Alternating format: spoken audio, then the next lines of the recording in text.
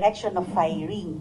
Pag pataas po tayo bumarel, yung gravity, most likely may madedeposit din po sa kamay natin compared sa pababa. So yun po yung mga factors na maaaring mag-contribute sa negative result ng paraffin test. O halimbawa, naghugas ng kamay ng alcohol. Ordinary washing of hands, sir, hindi po ma-remove ang gunpowder residues. Yes, Your Kahit Honor. hugasan mo ng suka yan. Yes, Your Honor. Ha? Yes, Your Honor.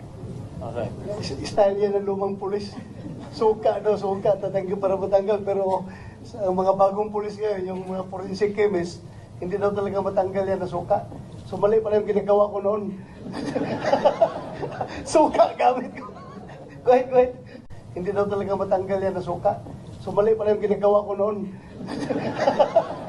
Suka gamit ko. Go ahead.